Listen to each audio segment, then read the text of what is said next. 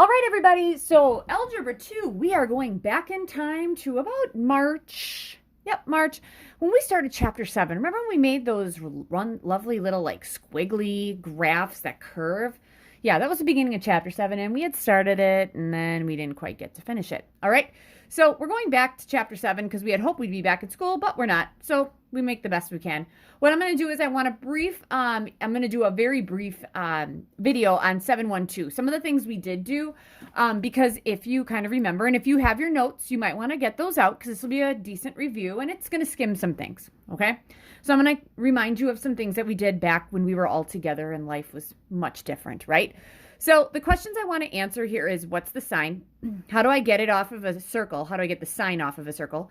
And what is a unit circle? So what we did is, do you guys remember that we were doing the screamer, okay? And so for the screamer, you had something that looked like that, right? And actually, sorry, that's backwards. So we had something that looked like this, and all of the cars were on this, and they all went 15 degrees apart. And what you did is that you had all these little things, and we weighted them all around, and you had this diagram. Remember, it had the box, and you took this weird little ruler, and you started measuring all the heights for how tall all the people were, right? And I feel like we did actually get to, not the screamer, but this is just looking at a unit circle and the heights on all the unit circle. Because the actual radius of a unit circle is 1, the screamer, it was 100 feet. So what we did is we just multiplied everything on our table by 100. Now, to get the screamer, I don't really care about the screamer. I care about the unit circle, all right? So I'm going to actually go through a bunch of things to get you through the unit circle, not necessarily the screamer. So when we found what is a unit circle, I'm going to kind of do these out of order. So the unit circle, it is a circle whose center is at the origin.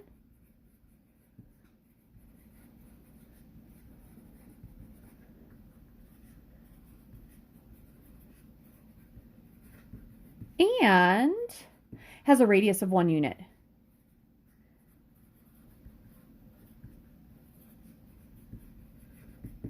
Okay, it has a radius of 1 unit, which is great. Okay, so then I actually created some things. So what you did is that the screamer, didn't they go, all the seats went up by 15 degrees.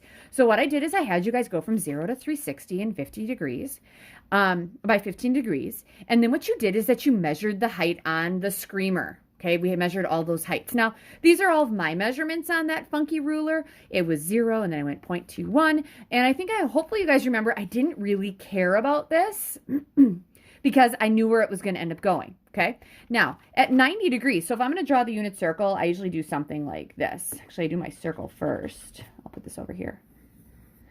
Smack down the middle, smack down the middle. Let's say that this is 1 unit here, right there. All right, so that's my unit circle, so that'd be 1. So all these points are all around them. It's just that we did all the points that they went around by 15s. Now, in the math world, there are certain triangles that are really, really important, okay? And those are what we call the special right triangles, the 30, 60, 90, and the 45, 45, 90. So when you look at this is actually the resource page that you guys could have done. Most of you guys started and you found a pattern, right? And you had this table that was very similar to this, right? And these are all the heights, measured heights, but these are not multiplied by 100, which is fine because you actually did that on a different sheet. But these are all the measured heights that weren't multiplied by 100. So the height here at 15, I had my height at about 0.21, and at 30 degrees, I had about 0.57. So then we graphed all them on here, and it looked somewhat like that, right? Okay, so we did that, and what we found is, we're actually going to go down here. This was one of the examples that I had right at the end. I totally remember this. So I took this out here. Let's say that I took that triangle out, and let's say that I'm going to make it bigger, okay? And I say that this is 1 unit, and we said that this was 40 degrees. Like I said, this was one of the very last things we did together, and I have a calculator if I need it, just right here.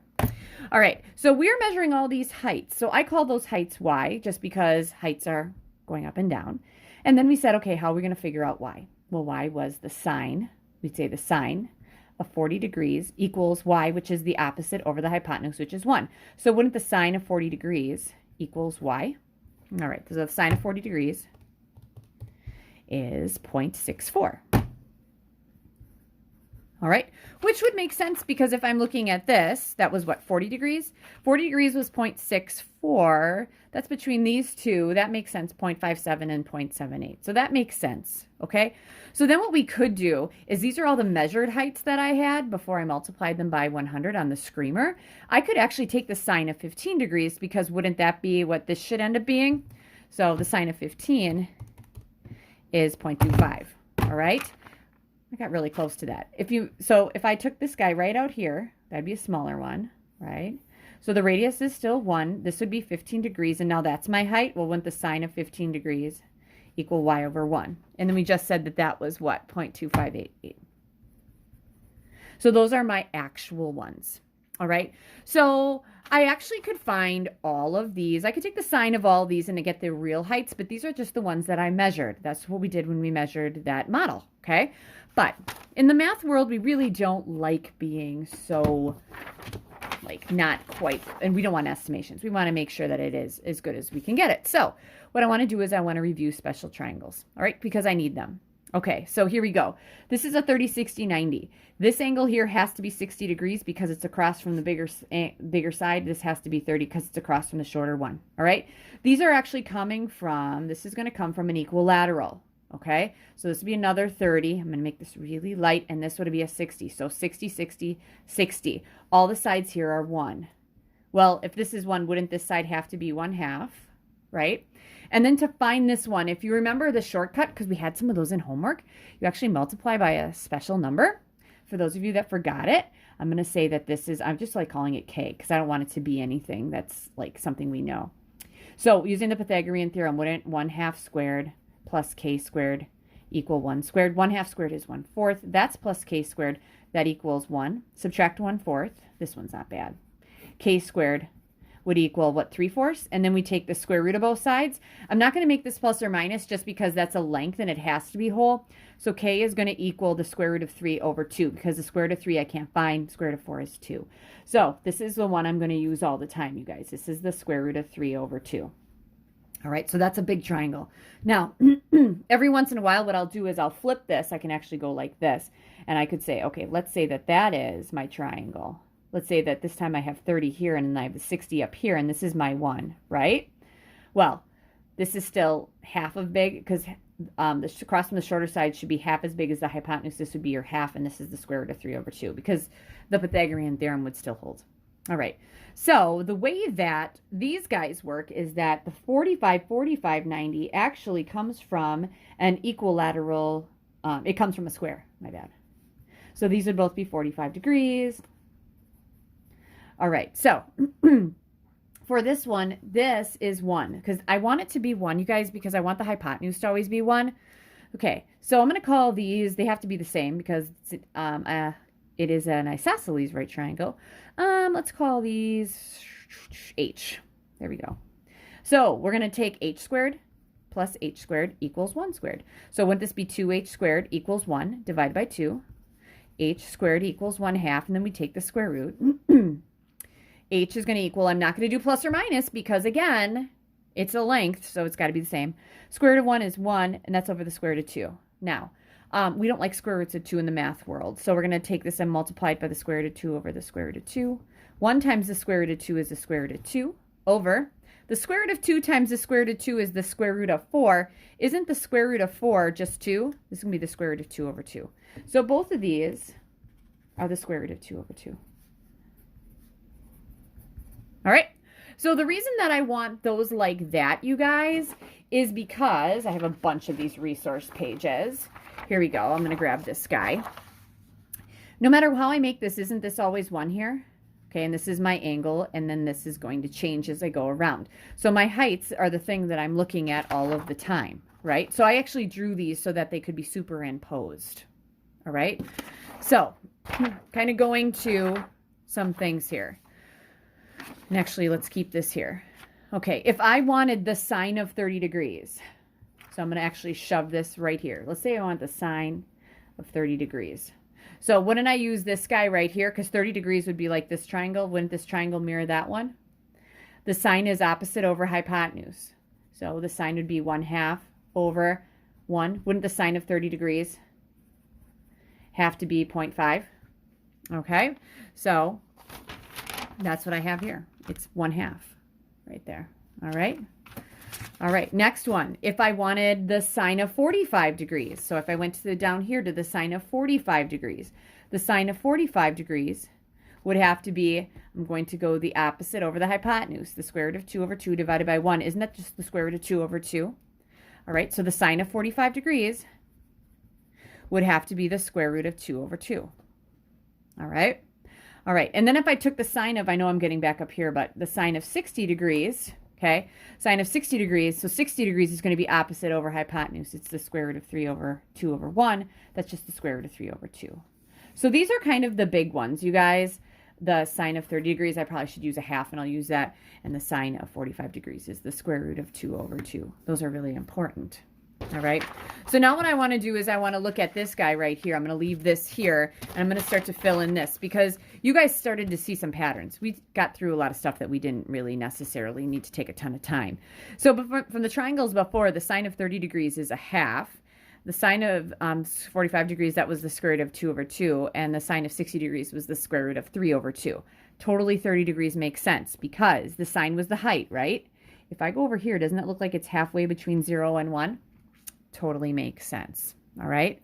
So then the next thing I did was I said, okay, so the sine, the height here would be 1. Okay. And then if I start to, we had 1, 1, 2. So we have 1, 2 here, and then 1, 2 there. If I start to break these things off, and it might be kind of better to see it on this guy because I actually did do all of the measurements on here, right? Wouldn't it make sense that the height of 15 degrees would be the same as the height of 165, these lengths? Same thing for 30 and 150. Same thing for 135 and 45, because those triangles all have the same lengths. So essentially what I'm doing is as I'm finding these heights, I went 15 because I actually had all of these, and then you guys actually put them all in here. But if I have 15, I'm only going to worry about these special ones.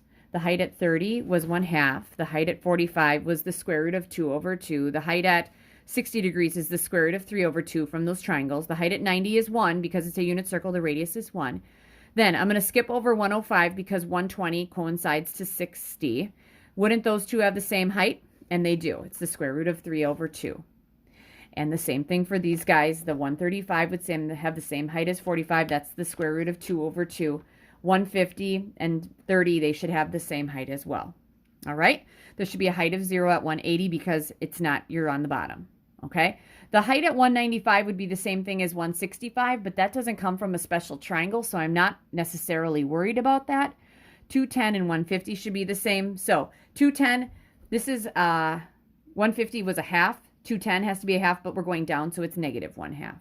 Okay? 135 was the square root of 2 over 2. 225, it's going to be the -1, so the negative square root of 2 over 2. And then 240 should be the same thing as 120. This was going up the square root of 3 over 2. Now this is down the square root of 3 over 2. Okay? And then what I did is I said, okay, next. This would be -1 because the height would be -1. All right?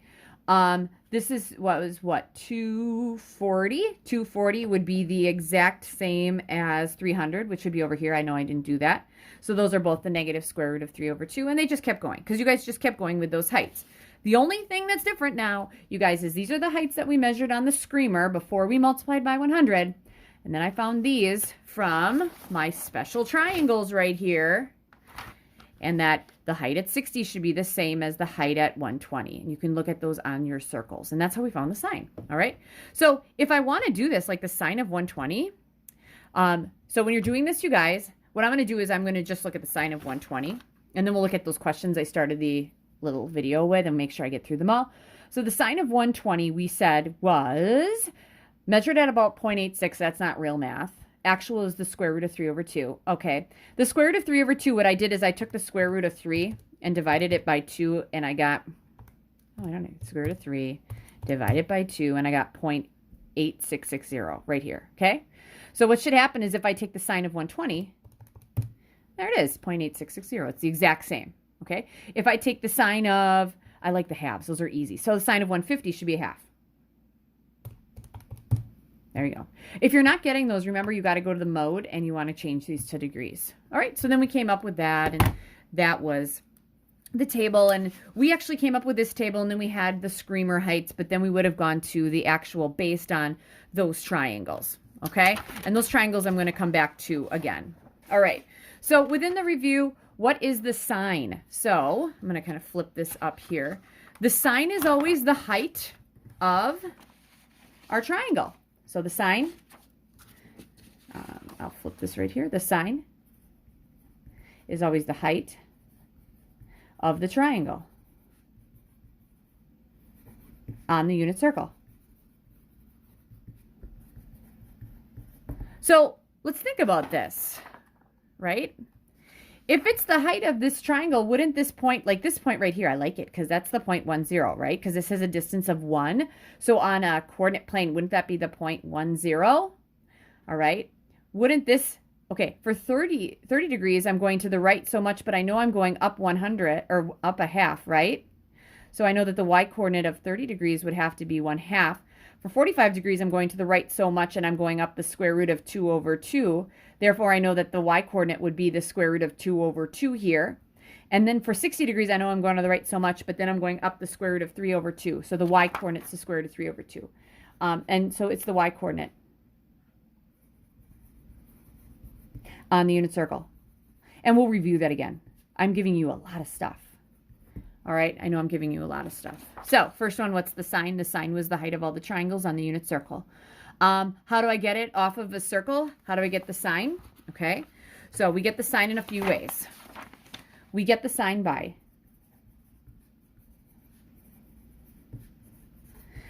first, it's the y coordinate on the unit circle. And it's also the height of our triangles.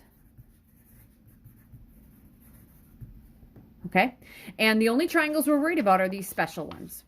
Okay, so that's just a little bit of a review with the sine of 712. We're going to do a little bit more in 713, but I wanted to get through that, and I'm probably doing some things that we're doing in 713. But the big thing is, okay, these two here, right? We did this on the screamer, and then you measured all this. Okay, the next thing I do would be to draw all those triangles, and then 30, 45, and 60, they all have heights, and all of their little matches throughout the circle. All right, so this is the end of video number 1. Okay, there's no homework associated with it. It is just a review video.